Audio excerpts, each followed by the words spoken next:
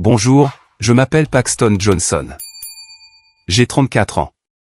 Et si vous me demandiez ce qui a façonné la personne que je suis aujourd'hui, je dirais que ce sont les jours dorés et ensoleillés de Charleston, en Caroline du Sud, mêlés à l'odeur du sel marin et la façon dont ma famille, bien que pleine d'amour, a laissé des fissures qui ne pourraient jamais être réparées. Charleston n'est pas seulement l'endroit où je suis né. C'est là que j'ai appris à me relever, peu importe le nombre de fois où la vie m'a abattu. J'ai grandi dans une grande maison classique du Sud avec un porche blanc immaculé et des buissons d'azalées en fleurs toute l'année. Mes grands-parents, entrepreneurs chevronnés, possédaient autrefois un petit empire de magasins de détail et de biens immobiliers à travers l'État. Ils sont décédés quand je n'avais que 5 ans, mais leur héritage a perduré non seulement dans la richesse, mais aussi dans le nom Johnson, un nom qui portait à la fois des attentes et des fardeaux.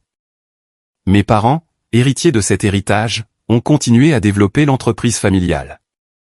C'étaient des gens occupés, toujours enfouis dans les contrats, les voyages d'affaires et les fêtes somptueuses avec des partenaires. Je ne les blâme pas entièrement, mais j'ai grandi avec un sentiment de manque, non pas d'argent, mais de câlins, de conversations pendant le dîner, ou même d'une simple question comme « Comment s'est passée ta journée ?» J'ai un frère plus jeune, Logan, de 8 ans mon cadet. Il était la lumière dans les yeux de nos parents, l'enfant gâté avec presque aucune limite. Logan a grandi entouré de cadeaux coûteux, de voitures neuves dès qu'il a eu l'âge de conduire, et des excuses constantes de nos parents pour chacune de ses erreurs. Je me souviens d'une fois où Logan, à 6 ans, a cassé l'un des vases antiques de notre grand-mère, une pièce valant une petite fortune. Je m'étais préparé à une réprimande, mais mon père a juste ri, a ébouriffé les cheveux de Logan et a dit « Mon fils, ce n'est qu'un vase. On en achètera un autre. » Je suis resté là, 14 ans, regardant la scène et me demandant si j'avais déjà été aimé comme ça. Mais ne vous méprenez pas, je ne suis pas du genre à m'apitoyer sur mon enfance. J'ai appris très tôt que si je voulais quelque chose, je devais le gagner moi-même.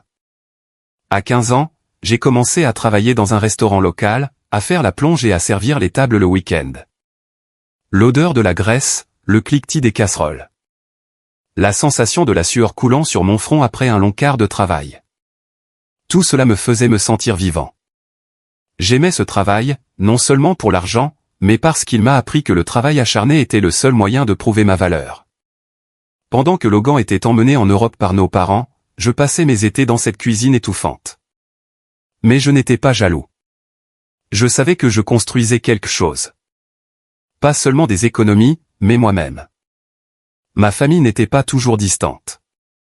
Il y avait des moments, rares mais précieux, où nous nous sentions vraiment comme une famille. Je me souviens des dimanches après-midi où mes parents mettaient de côté le travail et nous nous asseyions sur Folly Beach à manger des crevettes bouillies et à écouter les vagues. Logan, encore petit à l'époque, courait en construisant des châteaux de sable tandis que je m'étalais sur une chaise, rêvant d'un avenir plus grand que Charleston. Ces moments étaient comme des gemmes rares, étincelantes mais fragiles. Même à ces moments-là, je pouvais sentir la distance entre moi et mes parents, comme si je faisais partie de la famille, mais sans jamais vraiment y appartenir. Logan, en revanche, semblait né pour appartenir. Il avait un sourire charmant, le genre qui faisait que les gens l'aimaient instantanément. Mais ce qui vient facilement part souvent aussi vite. En vieillissant, Logan a commencé à montrer qu'il n'avait aucune idée de la valeur de ce qu'il avait. L'argent, l'indulgence, l'amour de nos parents. Pour Logan, tout cela n'était que quelque chose à dépenser pour se montrer. À 16 ans, il faisait déjà la fête, conduisait la voiture de notre père avec des amis, et j'entendais des murmures de camarades de classe. Logan allait trop loin. J'ai essayé de lui parler, mais il riait juste, me tapait sur l'épaule et disait « Paxton, tu t'inquiètes trop. Détends-toi. La vie est courte. » Je ne suis pas du genre à abandonner facilement. Mais avec Logan, j'ai vite réalisé que je ne pouvais pas le changer. Plus il vieillissait, plus il devenait distant. Il a commencé à rester loin de la maison pendant des jours, parfois des semaines. Nos parents, toujours aveugles à cela, disaient que Logan trouvait juste sa voie. Je ne sais pas s'ils le croyaient vraiment ou s'ils ne voulaient tout simplement pas faire face à la vérité que leur fils prodige glissait sur une pente dangereuse. Charleston, avec toute sa beauté, ressemblait parfois à une cage dorée. J'aimais cette ville. Les rues pavées, les églises historiques, l'odeur omniprésente de la mer dans l'air. Mais je rêvais aussi de quelque chose de plus grand, quelque chose qui m'appartiendrait.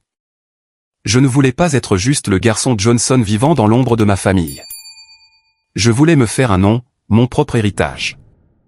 Et c'est dans la cuisine de ce petit restaurant, au milieu du grésillement de la graisse et de l'odeur des fruits de mer grillés, que j'ai trouvé mon rêve. Un restaurant où les gens ne viendraient pas seulement manger, mais ressentir la chaleur, la connexion et un morceau de Charleston lui-même. J'ai commencé à envisager Harbor & Hart. Le nom m'est venu lors d'une nuit sans sommeil, assis sur le porche, écoutant les vagues lointaines. Ce serait un endroit spécialisé dans les fruits de mer et les steaks haut de gamme, où chaque plat raconterait une histoire, où les convives se sentiraient chez eux. Je ne sais pas comment je vais concrétiser ce rêve. Mais je sais que je n'arrêterai pas d'essayer. Non pas pour l'argent, mais parce que je veux prouver que je peux le faire de mes propres mains et avec mon cœur, pas avec le nom ou l'héritage de ma famille. Mais les rêves, aussi beaux soient-ils, ont besoin d'un point de départ. Et mon point de départ est venu un après-midi d'août, juste après mon 18e anniversaire. Je me souviens encore de ce jour, de la façon dont le soleil versait une lumière dorée sur l'allée, embrasant les buissons d'azalées de couleur. Je venais de finir un quart de travail au restaurant, l'odeur de la graisse collant encore à mes vêtements quand mon père m'a appelé dans son bureau. Il était assis derrière son immense bureau en chêne, ma mère à ses côtés tenant une tasse de café, son expression illisible. « Paxton, dit-il, sa voix basse mais pas froide. Nous devons parler. » Je me suis assis, une lueur d'inquiétude dans la poitrine. Mes parents me convoquaient rarement à des conversations formelles comme celle-ci. Ils étaient généralement trop occupés, si occupés que je ne les apercevais que par des notes sur le réfrigérateur ou des appels pressés depuis les aéroports. Mais ce jour-là, ils m'ont regardé avec un sérieux que je n'avais jamais vu auparavant. Mon père a fait glisser un épais dossier sur le bureau, sa couverture vert foncé estampillée du sceau d'un cabinet d'avocats que j'ai immédiatement reconnu. Celui qui gérait le domaine de mes grands-parents depuis avant ma naissance. C'est la fiducie, a dit papa, tapant légèrement sur le dossier. Tes grands-parents l'ont mise en place pour toi et Logan. Maintenant que tu as 18 ans, tu y auras accès. 2 millions de dollars plus une maison à The Battery. Tout est à toi. J'ai cligné des yeux, essayant de traiter le chiffre. 2 millions de dollars, une maison. À 18 ans, alors que tout ce que je possédais était un vieux pick-up et quelques centaines économisées en lavant la vaisselle, ce chiffre ressemblait à un rêve somptueux. Mais en même temps, c'était comme une bombe, prête à exploser si je n'étais pas prudent. J'ai regardé mon père, puis ma mère, cherchant un indice de ce qu'ils attendaient de moi avec cet argent. Mais ma mère a juste souri, le sourire poli qu'elle réservait aux clients et a dit, « Tu es intelligent, Paxton. Je suis sûr que tu l'utiliseras sagement. » Je suis sorti du bureau avec le dossier en main, me sentant porter un poids. Cette nuit-là, je me suis assis sur mon lit, feuilletant les pages, lisant les termes secs et les chiffres froids. Mais une pensée ne cessait de me hanter. C'est ma chance. Non pas de dépenser, non pas de me montrer, mais de construire. Je ne voulais pas que cet argent me définisse, mais je l'utiliserais pour façonner mon avenir. J'ai décidé d'utiliser une partie de la fiducie pour payer mes études. Je me suis inscrit à un programme d'administration des affaires au collège de Charleston. Mais je ne me suis pas arrêté là. Je me suis également inscrit à un programme culinaire dans une petite école voisine où je pouvais apprendre à cuisiner, à gérer une cuisine et à transformer des ingrédients bruts en une expérience. Je ne voulais pas être juste un patron derrière un bureau. Je voulais comprendre chaque aspect du restaurant dont je rêvais. Ces années ont été un tourbillon de nuits tardives, jonglant avec les devoirs d'affaires et les quarts de travail en cuisine où j'ai appris à faire une sauce beurre blanc parfaite et à découper le bœuf sans gaspiller un seul morceau. Mais tout n'a pas été facile. Logan, alors âgé de 10 ans seulement, a commencé à remarquer que j'étais sur une voie différente. Il me regardait avec un mélange de curiosité et d'envie, posant des questions comme « Pourquoi étudies-tu toute la journée ? Papa et maman ont de l'argent. Tu n'as pas besoin de travailler. » J'ai essayé d'expliquer, mais Logan a juste ri. Le rire insouciant d'un enfant qui ne comprenait pas encore la valeur du travail.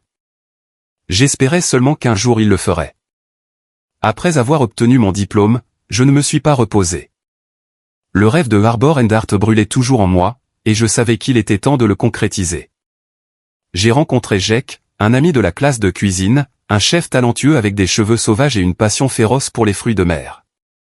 Nous avons passé des heures dans un petit café à esquisser des idées sur des serviettes en papier, un restaurant avec une ambiance chaleureuse et intime, des murs en chêne, un éclairage doré doux et un menu qui célébrait ce que Charleston avait à offrir.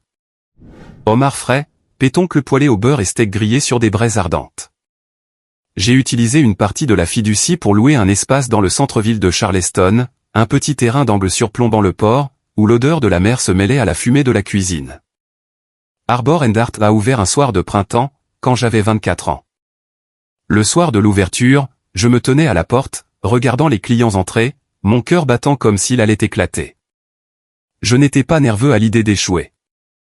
J'étais nerveux à l'idée de ne pas tenir la promesse que je m'étais faite de créer un endroit où les gens se sentiraient chez eux. Mais à mesure que les premières assiettes sortaient, que j'entendais des rires, le tintement des verres, et que je voyais les regards satisfaits dans les yeux des convives, je savais que j'étais sur la bonne voie. Vers cette époque, j'ai rencontré Élise. Elle était une architecte d'intérieur engagée pour réaménager l'espace du restaurant. La première fois que nous nous sommes rencontrés, j'ai été captivé par la façon dont elle parlait de lumière et de couleurs, comme si chaque détail du restaurant racontait une histoire. Élise avait des cheveux bruns bouclés, des yeux aussi bleus que la mer de Charleston, et un sourire qui me faisait oublier mon épuisement. Nous avons commencé à sortir ensemble, et à 26 ans, j'étais à genoux sur Folly Beach au coucher du soleil, lui demandant de m'épouser. Élise a dit oui, et à ce moment-là, j'ai senti que ma vie était enfin complète. Le restaurant a grandi plus vite que je ne l'avais imaginé. À 27 ans, Arbor & Art comptait 4 emplacements de Charleston à Savannah. Élise et moi travaillions sans relâche, mais nous étions heureux. Nous avons essayé d'avoir un enfant, mais les tentatives infructueuses laissaient Élise pleurer silencieusement certaines nuits.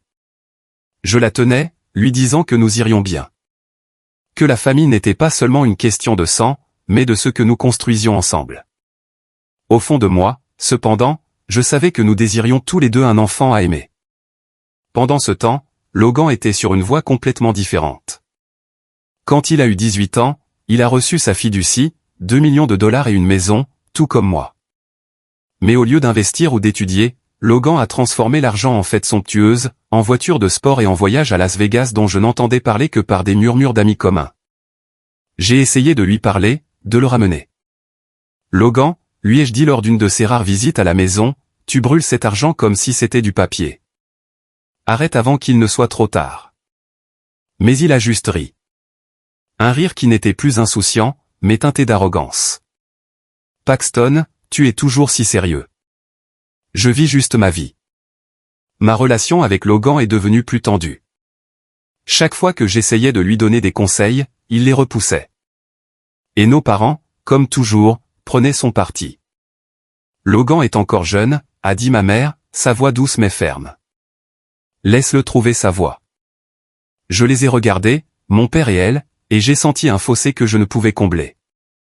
Ne voyait-il pas Logan sombrer ou ne voulait-il pas le voir? Je n'en étais pas sûr, mais dans mon cœur, je savais que je ne pouvais pas abandonner mon frère. Non par devoir, mais parce que je me souvenais encore du petit garçon qui construisait des châteaux de sable sur la plage, qui me regardait avec admiration. Logan s'est enfoncé de plus en plus dans le jeu et les relations louches. Un jour, j'ai reçu un appel d'un ami disant que Logan devait de l'argent à des personnes peu recommandables. J'ai essayé de le joindre, mais il n'a pas répondu.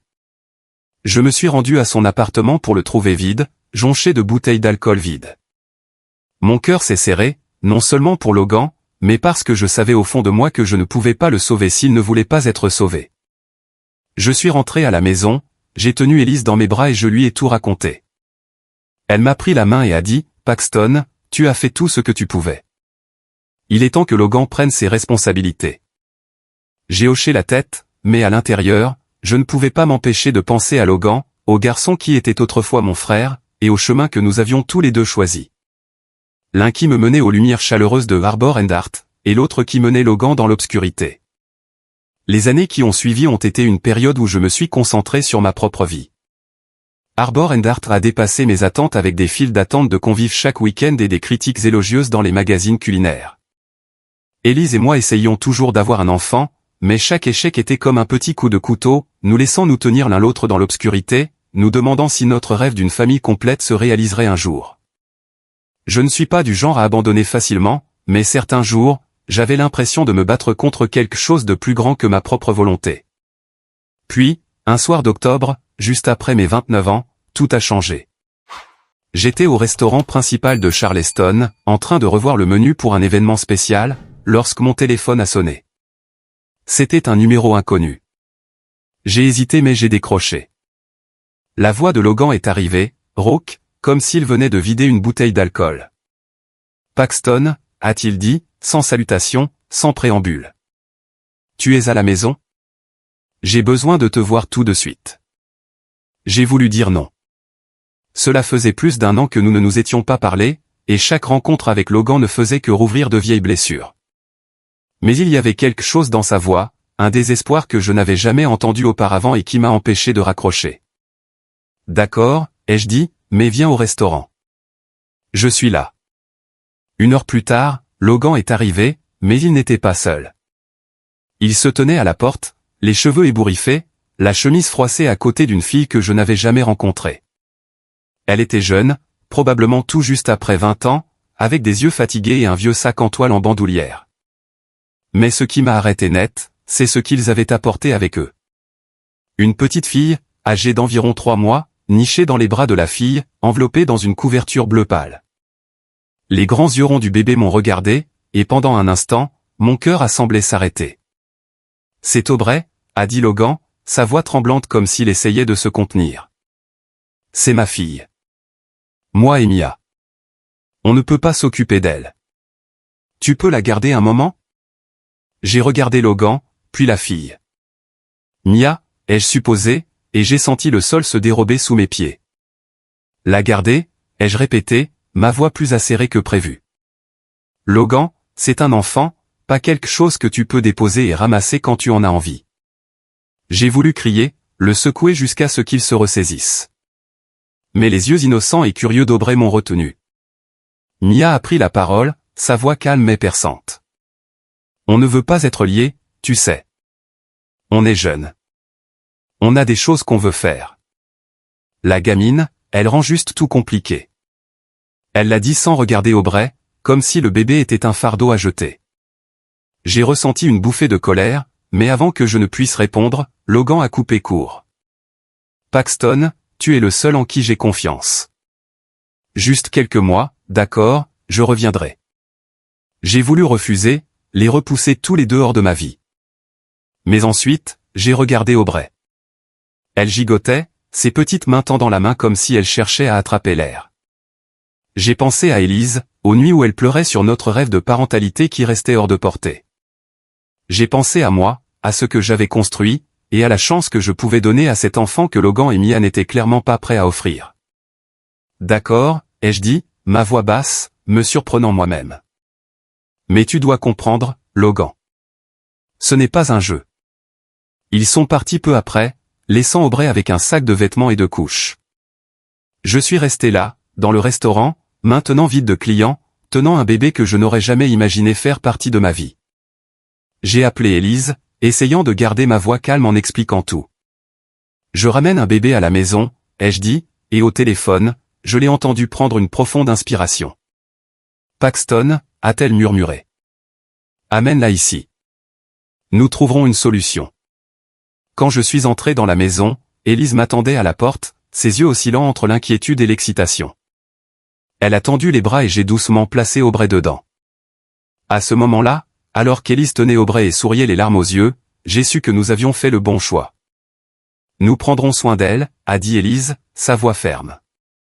Même si ce n'est que pour l'instant, elle mérite un foyer. Les jours qui ont suivi ont été un tourbillon d'ajustements. Moi, qui pensais connaître la pression de la gestion de 4 restaurants, j'ai appris ce que c'était que de rester éveillé toute la nuit avec un bébé qui pleure, de s'inquiéter de la moindre toux, de courir au supermarché pour la bonne formule. Élise, elle, semblait née pour être mère. Elle chantait des berceuses à Aubrey, a transformé un coin du salon en aire de jeu, et chaque fois qu'Aubrey souriait, je voyais une lumière dans les yeux d'Élise, une lumière que je n'avais pas vue pendant toutes les années où nous avions essayé d'avoir un enfant. Mais tout n'a pas été facile. J'ai appelé mes parents dans l'espoir qu'ils m'aideraient à parler à Logan, à lui faire voir sa responsabilité. Mais leur réaction m'a stupéfié. « Paxton » a dit ma mère au téléphone, sa voix douce mais partiale. « Tu devrais voir cela comme une bénédiction. Dieu vous a donné, à toi et à Élise, un enfant. Logan est encore jeune. Il a besoin de temps pour grandir. Mon père a seulement ajouté, ne sois pas trop dur avec ton frère. Il reviendra quand il sera prêt. J'ai raccroché, me sentant trahi. Mes parents ne blâmaient pas Logan d'avoir abandonné sa fille. Ils ne s'inquiétaient pas pour Aubrey, ne se souciaient que de protéger leur enfant prodige. J'ai regardé Élise tenant Aubrey dans le fauteuil et j'ai senti un mélange de colère et de douleur monter en moi. Il ne s'en soucie pas, ai-je dit, ma voix étranglée. Il ne se soucie pas d'elle, seulement de protéger Logan. Élise a posé sa main sur mon épaule, ne disant rien, mais ses yeux disaient tout. Nous serons la famille d'Aubrey, quoi qu'il arrive. Dans les semaines qui ont suivi, j'ai essayé de joindre Logan, mais il n'a pas répondu. J'ai appris par un ami commun que lui et Mia avaient déménagé à Miami, vivant dans un cycle sans fin de fêtes comme si Aubrey n'avait jamais existé. J'ai voulu être en colère, lui crier au visage, mais chaque fois que je regardais Aubrey, chaque fois qu'elle me saisissait le doigt ou riait quand Élise jouait à cache-cache, je savais que je ne pouvais pas laisser cette colère éclipser ce qui importait. Aubrey n'était pas un fardeau. Elle était une lumière. Une raison pour Élise et moi de nous lever chaque matin. Nous avons commencé à construire une nouvelle vie avec Aubrey au centre. J'ai réduit mon temps au restaurant, déléguant plus à Jake pour pouvoir être plus à la maison. Élise a conçu une petite chambre pour Aubrey avec des murs bleu pâle et des étoiles phosphorescentes au plafond. Chaque nuit, je lisais à Aubrey, même si elle était trop jeune pour comprendre. Je lui racontais des histoires de navires de Charleston, de pêcheurs courageux, et dans mon cœur, je promettais de lui donner une vie meilleure que celle que Logan avait abandonnée. Mais au fond de moi, je savais que ce n'était que le début. Logan et Mia avaient dit temporaire, mais je n'étais pas assez naïf pour croire qu'il reviendrait bientôt. J'ai commencé à penser à l'avenir, à la possibilité que nous puissions devenir les parents légaux d'Aubrey, à la protéger de l'instabilité que Logan apportait. Élise était d'accord, mais elle m'a aussi mis en garde. Paxton, nous devons être prudents. Logan est son père. S'il revient. Elle n'a pas fini, mais j'ai compris. Un jour, Logan pourrait revenir, et quand ce jour viendrait, je devrais me battre. Non seulement pour Aubrey, mais pour la famille qu'Élise et moi avions commencé à construire. J'ai regardé Aubrey, dormant paisiblement dans son berceau, et j'ai ressenti une nouvelle détermination. J'avais construit Harbor and Art à partir de rien. J'avais fait face à des défis que je ne pensais jamais pouvoir surmonter. Maintenant, pour Aubrey, j'étais prêt à affronter n'importe quoi. Même mon frère, même ma famille, même mon propre passé. Ce n'était plus seulement mon histoire ou celle de Logan. C'était l'histoire d'une petite fille, et je ferai tout pour qu'elle ait un vrai foyer. Les premiers mois avec Aubrey ont été comme un tourbillon. Élise et moi, deux personnes qui n'avaient jamais été parents, avons soudainement dû apprendre à changer les couches, à mélanger le lait maternisé, et nous avons réalisé qu'un bébé pouvait pleurer assez fort pour faire trembler les murs. Mais au milieu des nuits blanches et des journées mouvementées, j'ai trouvé une joie que je n'avais jamais connue. Chaque fois qu'Aubrey me saisissait le doigt, chaque fois qu'elle riait aux grimaces ridicules d'Élise, mon cœur fondait. Elle n'était pas seulement une responsabilité. Elle était la famille. La raison pour laquelle Élise et moi nous réveillons chaque matin avec un nouveau but. Élise, avec ses instincts naturels, est devenue la mère dont je n'aurais pu que rêver. Elle a passé des heures à jouer avec Aubrey, lui apprenant les couleurs avec de petits blocs de bois, chantant des berceuses que sa propre mère chantait autrefois. Je me souviens d'un soir, quand Aubrey avait 6 mois, Élise la tenant dans le salon, la douce lumière dorée de Harbor and Art se répandant par la fenêtre. Elle chantait Hush Little Baby, sa voix douce comme le clapotis des vagues, et Aubrey avec ses grands yeux ronds la regardait comme si elle était le monde entier. Je me suis tenu dans l'embrasure de la porte, les regardant, et pour la première fois de ma vie, j'ai senti que j'appartenais vraiment quelque part. Non pas à Charleston, non pas au restaurant, mais ici même dans cette petite maison avec Élise et Aubrey. Les années qui ont suivi ont été une suite de beaux moments, comme des gemmes précieuses étincelantes dans ma mémoire. Le premier anniversaire d'Aubrey a été célébré à Harbor and Art.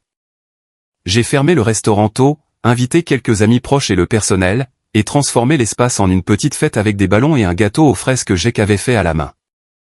Aubrey, dans une robe rose, s'est barbouillé de glaçage sur tout le visage, riant tandis qu'Élise faisait semblant de lui manger le nez. J'ai pris des photos, essayant de capturer chaque instant, mais plus que cela, je voulais retenir le sentiment. Le sentiment d'une famille complète où tout semblait juste. Le premier Noël d'Aubrey est un autre souvenir que je garderai pour toujours. Nous avons installé un petit arbre dans le salon, décoré d'ornements scintillants et de rubans rouges qu'Élise avait soigneusement choisis. Aubrey, qui rampait maintenant, essayait toujours d'attraper les décorations, et je devais courir après elle pour empêcher l'arbre de basculer. La veille de Noël, nous l'avons enveloppé dans une couverture chaude, nous sommes assis près de la cheminée, et j'ai lu la nuit avant Noël pendant qu'Élise faisait du chocolat chaud. Quand Aubrey s'est endormi sur mon épaule, j'ai regardé Élise, et nous n'avons pas eu besoin de mots. Ses yeux disaient tout. C'est notre famille, peu importe à quel point elle est arrivée de manière inattendue. Les premières étapes importantes d'Aubrey ont été nos plus grandes joies. La première fois qu'elle a dit « Papa », même si je n'étais pas sûr qu'elle savait ce que cela signifiait. J'ai serré Élise dans mes bras, riant comme un enfant. La première fois qu'elle a fait des pas hésitants du canapé à mes bras. J'avais l'impression que le monde entier applaudissait. Nous avons tout documenté. Photos, vidéos, bouts de papier où Élise griffonnait les drôles de bêtises d'Aubrey. J'ai accroché une grande photo de nous trois dans la salle à manger de Harbour & Art, juste à côté du bar, où je pouvais la voir tous les jours au travail. C'était un rappel que, peu importe à quel point le restaurant était occupé, j'avais toujours une raison de rentrer à la maison. Mais au fond de moi, je savais que ce bonheur n'était pas entièrement insouciant. Logan avait complètement disparu de la vie d'Aubrey. J'ai essayé de le contacter quelques fois après qu'il l'ait laissé avec nous, mais son numéro de téléphone était déconnecté, et les messages envoyés par des amis communs restaient sans réponse. J'ai appris par une connaissance que Logan et Mia s'étaient séparés, qu'ils vivaient à Miami, plongés dans des fêtes somptueuses et des casinos lumineux. Les 2 millions de dollars de la fiducie qu'il avait reçus à 18 ans étaient partis, gaspillés en plaisirs éphémères et en investissements insensés. Je n'étais pas surpris, mais ça faisait toujours mal. Non pas pour l'argent, mais pour Logan. Le garçon qui construisait des châteaux de sable avec moi sur Folly Beach était maintenant un étranger. Puis, une pire nouvelle est arrivée. Un jour, quand Aubrey venait d'avoir 3 ans, j'ai reçu un appel d'un vieil ami de la famille. Paxton, a-t-il dit, sa voix lourde. Logan a vendu la maison de The Battery. Celle que tes grands-parents lui ont laissée. Je suis resté figé, le téléphone me glissant presque des mains. Cette maison n'était pas seulement une propriété. C'était une partie de l'héritage de notre famille. Là où mes grands-parents avaient vécu, là où j'avais joué enfant. Logan l'avait vendue probablement pour rembourser des dettes ou alimenter son mode de vie imprudent. Je ne connaissais pas les détails, mais je savais une chose. Logan avait touché le fond, et il n'avait aucune intention de s'arrêter. J'ai dit à Élise, espérant qu'elle m'aiderait à trouver un moyen de sortir de l'impuissance qui m'étouffait. Elle a écouté comme toujours, puis m'a pris la main. Paxton, a-t-elle dit, Logan a fait son choix. Mais toi, tu as choisi ton chemin, et ce chemin, c'est nous. C'est toi, moi et Aubrey. Ne le laisse pas te tirer vers le bas. J'ai hoché la tête, mais à l'intérieur, je ne pouvais pas m'empêcher de penser à Logan. Je me suis demandé s'il y avait quelque chose que j'aurais pu faire différemment, un moyen de le sortir de l'obscurité. Mais chaque fois que je regardais Aubrey, je savais que je ne pouvais pas laisser le passé de Logan éclipser son avenir. Nous avons continué à construire notre vie autour d'Aubrey. J'ai réduit mes heures au restaurant, laissant Jake et l'équipe de direction gérer davantage. Élise a commencé à travailler plus souvent à distance, transformant le salon en un bureau improvisé pour rester près d'Aubrey. Nous l'avons emmenée dans des parcs, aux eaux et l'après-midi à la plage, où elle adorait chasser les vagues peu profondes, poussant des petits cris lorsque l'eau touchait ses pieds. Je lui ai appris à faire des biscuits, bien que la plupart de la pâte se soit retrouvée dans ses cheveux plutôt que dans le four. Élise lui a appris à dessiner, et je garde toujours le premier dessin gribouillé d'Aubrey, une traînée verte qu'elle appelait fièrement la mer. Mes parents, comme d'habitude, ont montré peu d'intérêt pour Aubrey. Ils ont appelé quelques fois pour prendre de ses nouvelles en passant, mais ne sont jamais venus la voir. Je savais qu'ils étaient toujours en contact avec Logan, qu'il lui envoyait toujours de l'argent, malgré mes avertissements que cela ne faisait qu'empirer les choses. Une fois, quand j'ai essayé de parler à ma mère d'Aubrey, elle a juste dit, « Paxton, tu vas bien, mais Logan est ton frère. Ne lui tourne pas le dos. » J'ai voulu crier que Logan était celui qui me tournait le dos, à Aubrey, à lui-même. Mais je n'ai rien dit. J'avais appris que discuter avec mes parents à propos de Logan ne faisait que m'épuiser. 4 ans ont passé et Aubrey est devenue le centre de notre monde. Elle est devenue une fille intelligente et curieuse, avec une énergie qui nous faisait rire Élise et moi. J'ai commencé à envisager d'adopter légalement Aubrey, de la faire officiellement notre fille.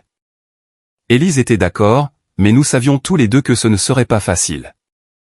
Logan était toujours son père biologique, et bien qu'il soit parti, je savais qu'il pourrait revenir un jour. J'essayais de ne pas m'attarder sur cette possibilité, mais elle persistait dans mon esprit comme une tempête qui attendait à l'horizon. Chaque soir, quand Aubrey était profondément endormi, Élise et moi nous asseyions sur le porche, regardant la mer.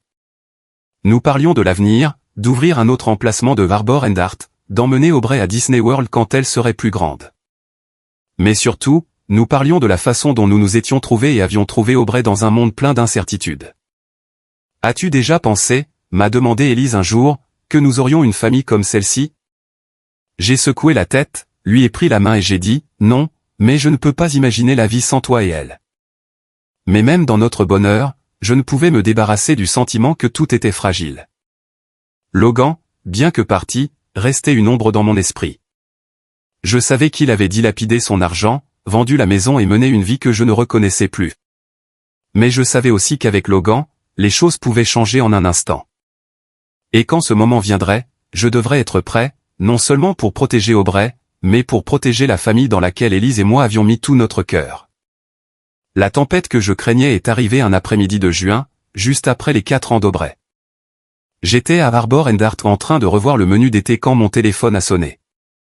Un autre numéro inconnu. J'ai décroché et la voix de Logan est apparue, froide et tranchante, dépourvue du désespoir que j'avais entendu 4 ans auparavant. « Paxton, » a-t-il dit, « je dois te voir. » C'est à propos d'Aubrey. Mon cœur s'est serré.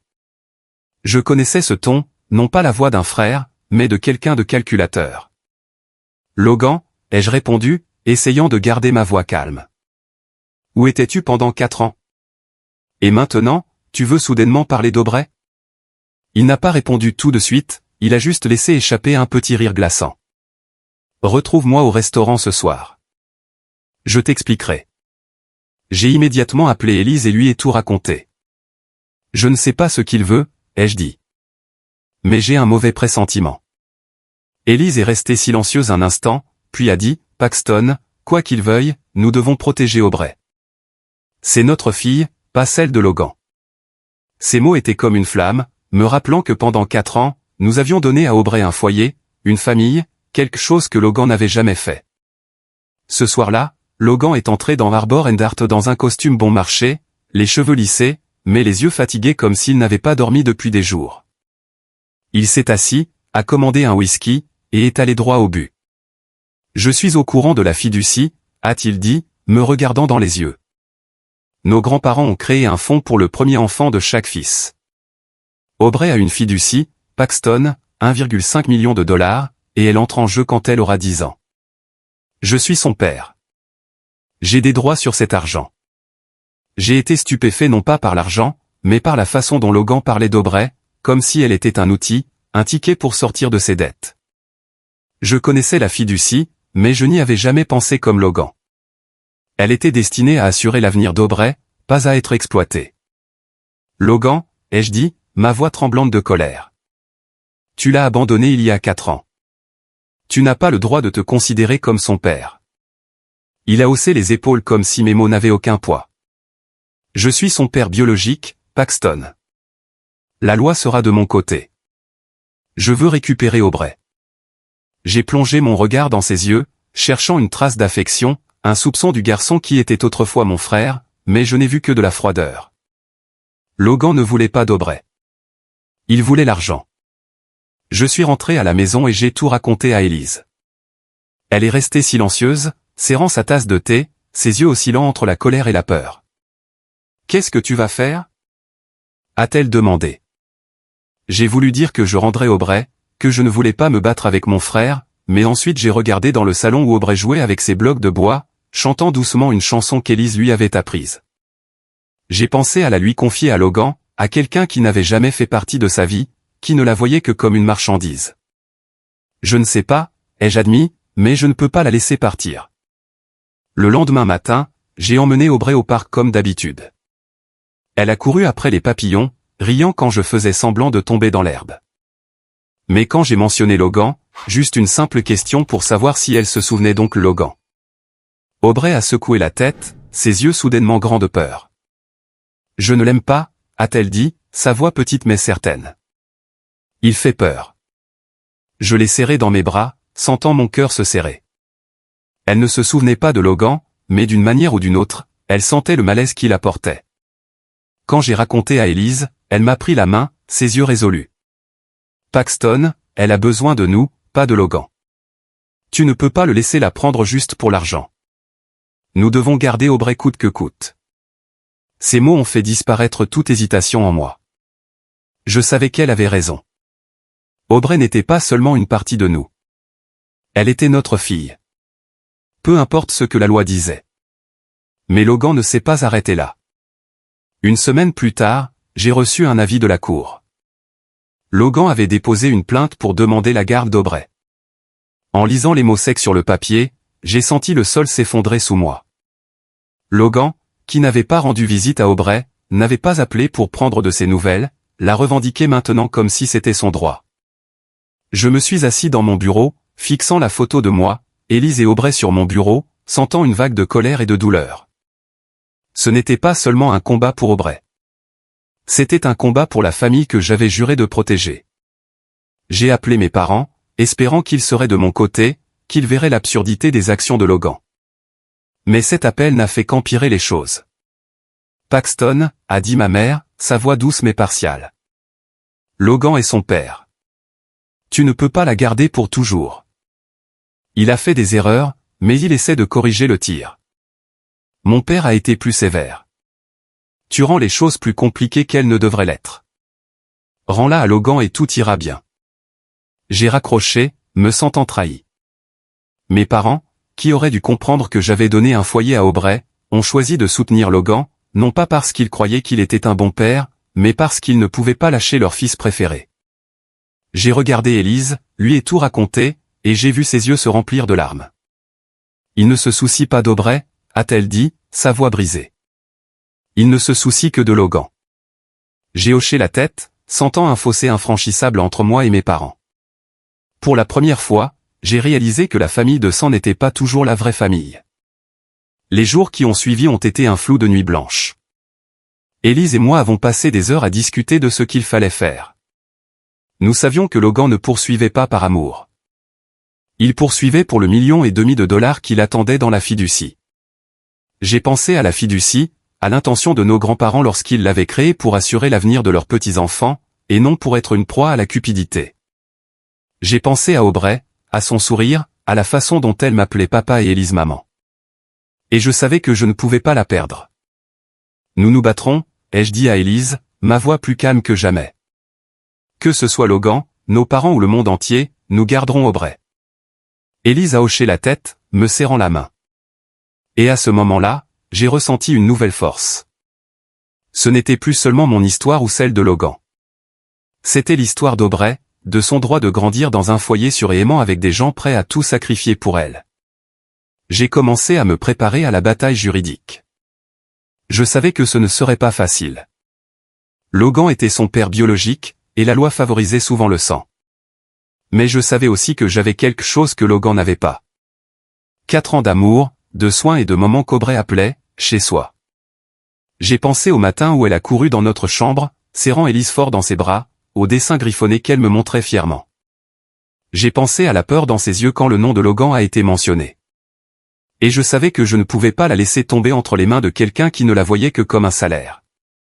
Mais savoir quelque chose est une chose. Le prouver devant un tribunal en est une autre. Logan pourrait se présenter dans un costume impeccable avec son sourire charmant et mentir sur le fait qu'il voulait recommencer. J'avais besoin de plus que des émotions, plus que des souvenirs. J'avais besoin de faits concrets et indéniables pour protéger Aubrey. J'ai donc décidé de ne pas me fier uniquement à un avocat, mais aussi de faire appel à quelqu'un qui pourrait fouiller dans le passé de Logan et découvrir les secrets qu'il essayait de cacher. J'ai contacté Rachel Whitman, une avocate recommandée par une amie de Harbour & Hart. Rachel n'était pas du genre tape à accent grave l'œil qui apparaissait dans les journaux ou les publicités tapageuses. Elle était petite, avec des cheveux courts blonds platine et des yeux aussi perçants qu'une lame. Lors de notre première rencontre dans son petit bureau du centre-ville de Charleston, Rachel a écouté mon histoire, prenant des notes méticuleuses et ne promettant qu'une chose. Paxton, je me battrai pour toi et Aubrey, mais nous avons besoin de preuves. Des preuves que Logan est inapte à être père et que toi et Elise êtes sa vraie famille. Rachel a suggéré d'engager un détective privé pour enquêter sur Logan. Nous devons savoir ce qu'il fait, comment il vit et pourquoi il est soudainement de retour pour Aubrey, a-t-elle dit, tapant son stylo sur le bureau. Je connais quelqu'un de bon, Nathan Cole. Il n'est pas bon marché, mais il trouvera ce dont nous avons besoin. J'ai hoché la tête sans hésiter. L'argent n'était pas le problème. Aubrey l'était. J'avais construit Arbor and Art à partir de rien. Maintenant, j'utiliserai toutes les ressources dont je disposais pour protéger ma famille. Nathan Cole était un homme d'âge moyen, grand et mince, avec une barbe bien taillée et des yeux qui semblaient tout voir. Quand nous nous sommes rencontrés dans un café près du port, il n'a pas tourné autour du pot. Donnez-moi 4 semaines, a dit Nathan, sa voix basse et calme. Je découvrirai tout sur Logan, de ses habitudes quotidiennes aux secrets qu'il ne veut pas que quiconque sache. Mais préparez-vous, Paxton. Ce que je découvrirai pourrait ne pas être agréable. J'ai hoché la tête, bien qu'un frisson me parcourt l'échine. Je savais que Logan avait dégénéré, mais je n'étais pas sûr d'être prêt à affronter à quel point les choses avaient empiré. Faites-le, Nathan, ai-je dit. Trouvez tout ce que vous pouvez pour Aubrey. Pendant que Nathan se mettait au travail, Elise et moi avons essayé de garder la vie d'Aubrey aussi normale que possible. Nous l'avons emmené à la maternelle, avons passé des soirées jeux en famille et lui avons lu des histoires au coucher. Mais chaque fois que je regardais Aubrey, je ne pouvais m'empêcher de penser au procès à venir. Je voyais l'inquiétude dans les yeux d'Élise, bien qu'elle ait essayé de la cacher. Nous allons nous en sortir, n'est-ce pas? A-t-elle demandé un soir après qu'Aubrey soit endormi. Je lui ai pris la main, essayant de paraître fort. Nous allons nous en sortir, ai-je dit, bien qu'à l'intérieur, je n'en étais pas sûr. Nathan a fait un rapport après 2 semaines, et ce qu'il a trouvé m'a rendu à la fois en colère et le cœur brisé. Logan n'avait pas seulement dilapidé son fonds de fiducie et vendu la maison de The Battery. Il vivait dans un appartement délabré à Miami, noyé dans les dettes envers des gens que Nathan a décrits comme le genre de personnes que l'on ne veut pas rencontrer dans une ruelle sombre. Factures de cartes de crédit, reçus de jeux de hasard, même des rapports de police. Nathan avait tout. Logan avait été arrêté 2 fois pour trouble à l'ordre public, 1 fois pour une bagarre de bar. Des voisins à Miami ont rapporté avoir entendu des cris et des objets cassés depuis son appartement, et une ex-petite amie a révélé que Logan était violent lorsqu'il était ivre ou sous l'influence de drogue. Drogue? Ai-je demandé, ma voix se brisant. Nathan a hoché la tête, faisant glisser un dossier de photos sur la table. Des images de Logan dans des endroits que je ne voulais pas imaginer. Des coins sombres de Miami avec des gens dont les yeux ne contenaient aucune chaleur. Il se drogue, Paxton, a dit Nathan. Pas au point d'être complètement incontrôlable, mais suffisamment pour le rendre instable. Et ce n'est pas le pire. Le pire, selon Nathan, était une réunion privée que mes parents avaient eue avec l'avocat de la famille, Harold Grayson, quelques mois avant que Logan ne dépose sa plainte. Nathan avait obtenu un enregistrement d'un ancien employé du cabinet d'avocats qui avait démissionné et était prêt à partager des informations moyennant un prix. Lors de la réunion, mes parents et Logan ont discuté de la fiducie d'Aubrey, les 1,5 million de dollars qui seraient disponibles quand elle aurait 10 ans. Ils cherchaient des moyens de remplir les conditions pour accéder à l'argent plus tôt, arguant que Logan, en tant que père biologique, en avait besoin pour stabiliser sa vie. J'ai écouté l'enregistrement, la voix de ma mère se faisant entendre douce mais calculatrice. Si Logan récupère Aubrey, la fiducie sera à lui. Il faut juste s'assurer qu'il ait l'air stable au tribunal. Je me suis assis dans le petit bureau de Nathan, sentant que le sang dans mes veines s'était transformé en glace. Mes parents, les personnes qui, je pensais, se souciaient au moins de leur petite fille, connaissaient le plan de Logan depuis le début. Ils ne se contentaient pas de le soutenir. Ils l'aidaient à comploter pour prendre l'argent d'Aubrey. Ils savent que Logan ne veut pas d'Aubrey, a dit Nathan, sa voix basse. Ils savent qu'il ne veut que l'argent. Mais ils le soutiennent toujours. Je suis rentré à la maison et j'ai tout raconté à Élise. Elle s'est assise silencieusement, serrant sa tasse de café, ses yeux rouges. Ce ne sont pas des membres de la famille, Paxton, a-t-elle dit, sa voix tremblante. Pas s'ils sont prêts à vendre l'avenir d'Aubrey pour sauver Logan. J'ai hoché la tête, mais à l'intérieur, je ressentais une blessure profonde. Mes parents avaient trahi non seulement moi, mais Aubrey, la petite fille qu'ils n'avaient jamais visitée, jamais tenue dans leurs bras, jamais appelée la leur. Nathan ne s'est pas arrêté là. Il a continué à recueillir des preuves. Des relevés financiers montrant que Logan avait dépensé des centaines de milliers de dollars en jeux de hasard et en fêtes, des photos de lui dans des casinos et des bars avec des personnes que Nathan appelait des « associés ». Il a interviewé nos voisins qui ont confirmé que Logan n'avait pas rendu visite à Aubrey depuis 4 ans. Un ancien ami de Logan, maintenant sobre après une cure de désintoxication, a accepté de témoigner, racontant comment Logan s'était vanté de reprendre l'enfant pour l'argent. Même une assistante sociale qui s'était occupée de Logan à Miami a fourni un rapport sur son comportement erratique. Du manque de responsabilité à la toxicomanie, chaque preuve était un couteau, mais aussi une balle pour notre bataille juridique.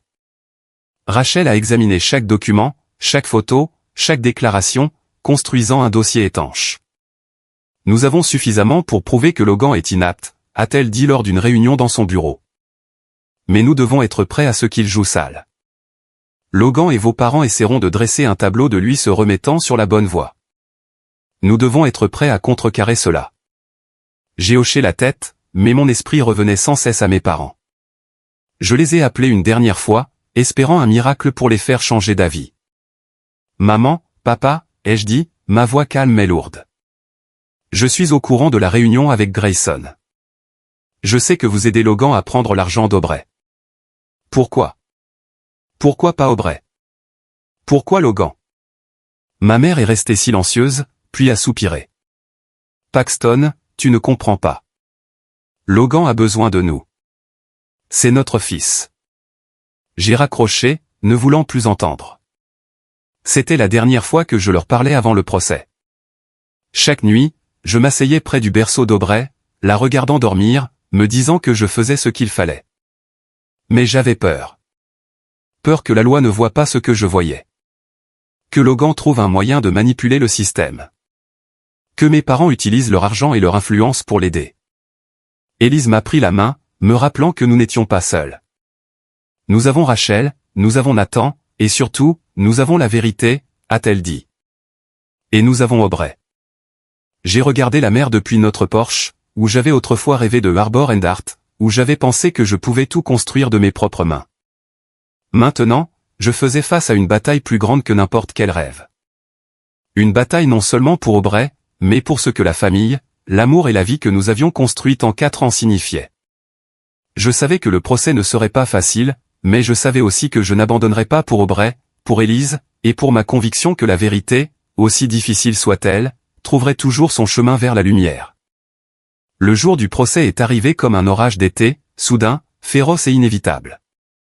Je me suis levé tôt, le ciel encore drapé de brouillard, debout près du berceau d'Aubrey, la regardant dormir, ses joues roses, ses boucles douces retombant sur son front, elle avait l'air paisible, comme si le monde n'était pas sur le point de juger son avenir. Élise est entrée, posant une main sur mon épaule. C'est le grand jour, a-t-elle dit, sa voix douce mais résolue. Nous y arriverons, Paxton. J'ai hoché la tête, mais à l'intérieur, je ressentais un poids écrasant.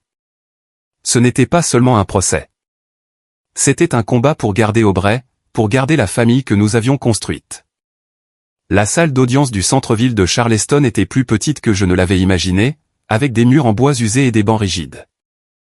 Je me suis assis à côté de Rachel Whitman, essayant de rester calme tandis que Logan entrait avec son avocat, Harold Grayson, qui travaillait pour ma famille depuis que j'étais enfant.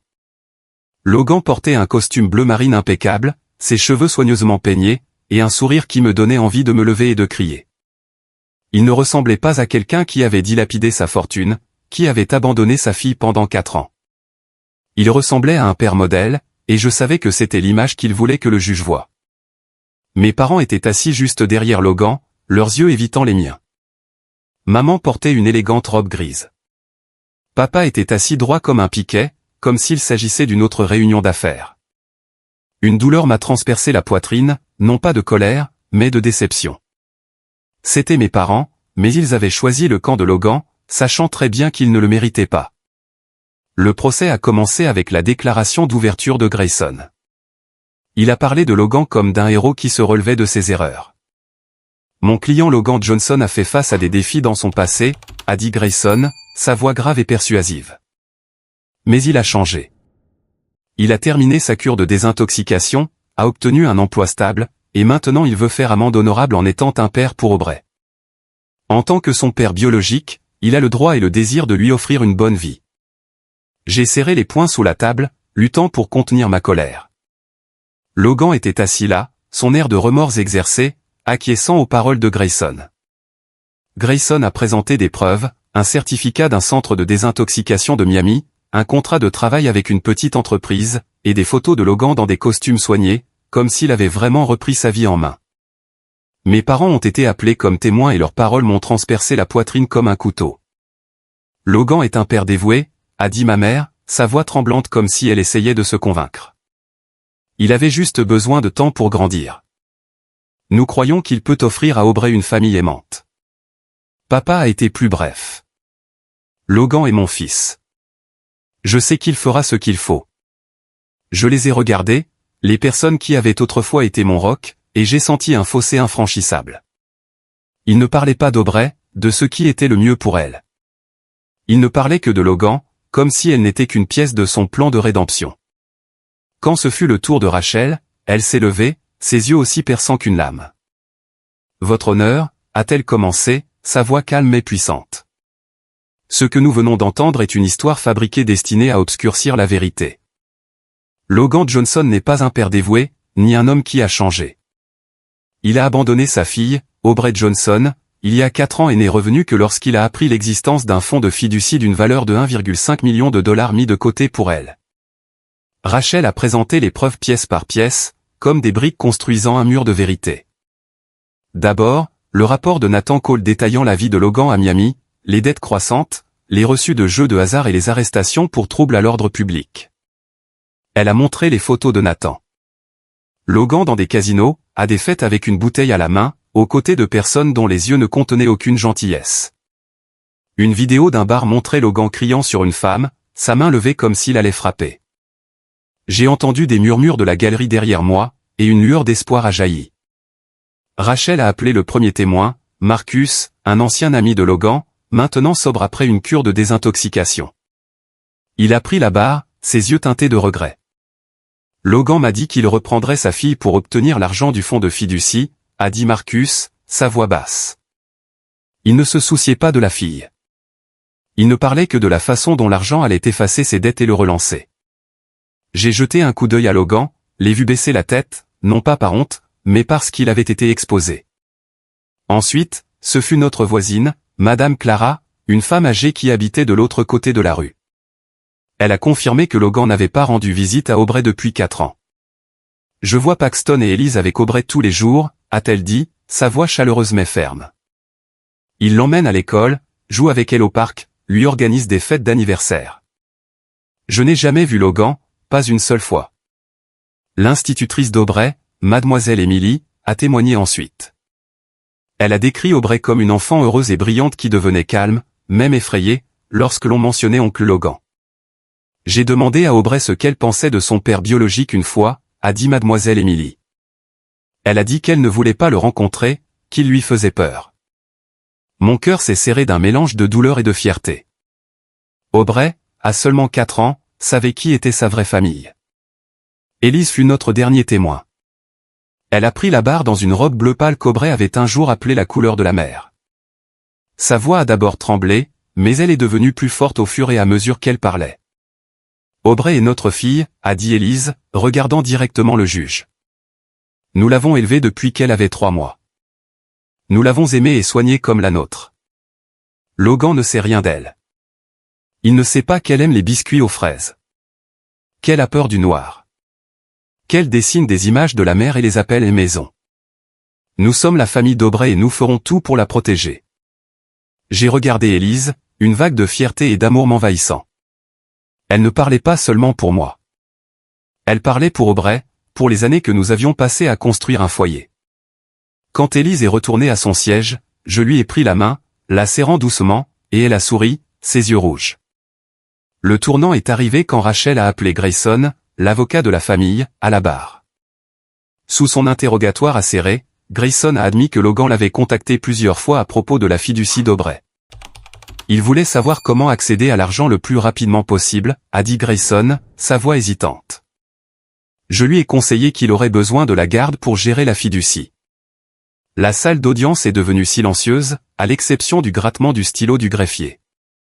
J'ai regardé Logan, l'ai vu fixer le sol, et j'ai su qu'il était fini. La juge, une femme âgée au regard sévère, a finalement pris la parole. Monsieur Logan Johnson, a-t-elle dit, sa voix résonnant dans la pièce. Vous avez abandonné votre fille, Aubrey Johnson, pendant 4 ans sans une seule visite ni acte de responsabilité. Les preuves montrent que vous êtes revenu avec l'intention d'exploiter son fonds de fiducie, une action non seulement contraire à l'éthique mais préjudiciable aux meilleurs intérêts de l'enfant. Vous êtes inapte à être parent pour Aubrey. Elle s'est tournée vers Elise et moi, son expression s'adoucissant. Monsieur Paxton Johnson et Madame Elise Johnson ont fourni à Aubrey un environnement sûr, aimant et stable. Ils ont agi dans son meilleur intérêt, et je crois qu'Aubrey doit rester avec eux.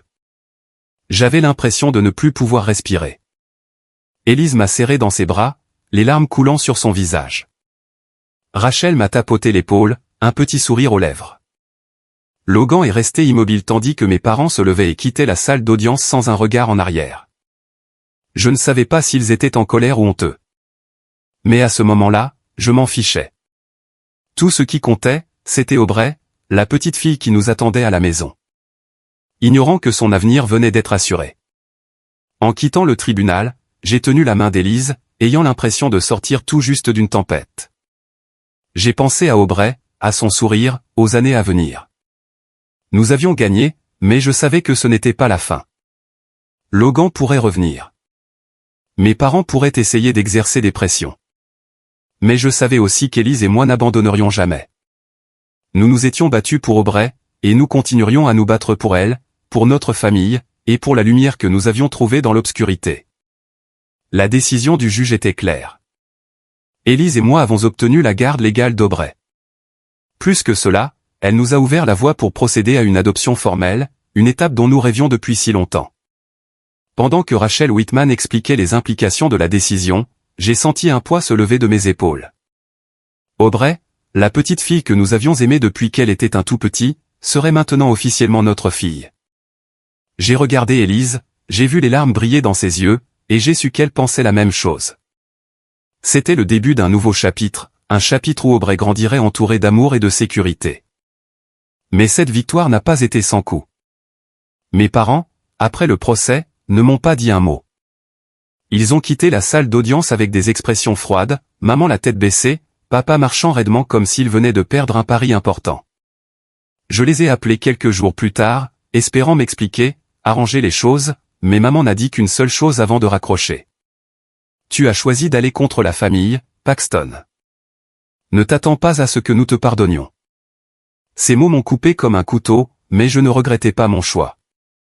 Si protéger Aubrey signifiait rompre les liens avec mes parents, c'était un prix que j'étais prêt à payer. La famille, j'ai réalisé, ce n'est pas une question de sang. C'est ceux qui te soutiennent, t'aiment et se sacrifient pour toi. Pour moi, c'était Élise et Aubrey. Logan, comme je l'avais prédit, n'est pas resté longtemps. Après avoir perdu l'affaire, il a disparu de Charleston sans un au revoir. J'ai appris par un vieil ami qu'il était retourné à Miami, replongeant dans son ancienne vie, les fêtes, le jeu et les relations louches. Une partie de moi voulait le retrouver, le sortir du pétrin, mais je savais que je ne pouvais pas. Logan avait choisi son chemin, et bien qu'il ait été autrefois mon frère, je ne pouvais pas le laisser entraîner Aubrey avec lui. J'espérais seulement qu'un jour il trouverait la lumière, comme je l'avais fait avec Aubrey et Élise. Pendant ce temps, Élise et moi avons commencé à reconstruire nos vies avec Aubrey au centre. Nous avons terminé le processus d'adoption, et par un matin d'automne frais, alors que des feuilles dorées tombaient sur les rues pavées de Charleston, nous avons reçu les papiers officiels. Aubrey était désormais Aubrey Johnson, la fille légale de Paxton et Elise Johnson. J'ai serré Élise dans mes bras, j'ai serré Aubrey dans mes bras, et j'ai senti mon cœur déborder. Nous l'avons fait, a murmuré Élise, et je n'ai pu que hocher la tête, sans voix. Pour marquer cette étape importante, Élise et moi avons décidé d'ouvrir un nouvel emplacement de Warburg and Hart. Nous avons choisi un endroit à la périphérie de Charleston, une vieille maison surplombant la mer avec de grandes fenêtres et un petit jardin rempli d'azalées. Nous avons nommé le restaurant Aubrey's, non seulement pour honorer notre fille, mais comme un symbole d'espoir, une famille de ce que nous avions combattu pour garder. Le soir de l'ouverture, je me tenais à la porte, regardant les invités affluer, entendant des rires et le tintement des verres, et j'avais l'impression de vivre un rêve. Aubrey, dans sa robe bleue préférée, courait partout, montrant à tout le monde le dessin qu'elle avait fait de mon restaurant. Élise se tenait à mes côtés, sa main dans la mienne, et a souri. « C'est notre maison, Paxton », a-t-elle dit. Pas seulement le restaurant, mais tout ce que nous avons construit. En repensant à mon parcours, je vois un garçon de 18 ans debout sur un porche, serrant un rêve de Harbor and Art et un avenir qu'il pourrait façonner. Je vois les jours passés à travailler dans une cuisine étouffante. Les nuits à étudier tard, les échecs et les récupérations. Je vois Élise, qui est entrée dans ma vie et a apporté la lumière. Je vois Aubrey, la fille inattendue qui est devenue le centre de notre monde. Et je me vois moi-même, un père prêt à tout abandonner, sang, famille, confort, même le passé pour protéger ma fille. J'ai appris de nombreuses leçons au cours de ce voyage. La première est la valeur du travail. L'argent peut venir facilement comme les fonds de fiducie que Logan et moi avons reçus, mais seul le travail, seule la sueur et le cœur, apportent un vrai sens. Logan a dilapidé sa fiducie en plaisirs éphémères, et maintenant il n'a rien d'autre que des dettes et des regrets. Moi, en revanche, j'ai utilisé la mienne pour construire non seulement des restaurants, mais une vie, une famille. La deuxième leçon concerne la famille. Le sang n'est pas toujours tout. Mes parents ont choisi Logan non pas parce qu'ils l'aimaient plus, mais parce qu'ils ne pouvaient pas faire face à la vérité de ses échecs. Mais la vraie famille, j'ai appris, ce sont ceux qui vous soutiennent, partagent vos joies et vos peines. Pour moi, ce sont Élise, Aubrey et les gens qui ont été témoins de notre parcours, voisins, amis, professeurs qui ont confirmé qu'Aubrey appartient à notre foyer.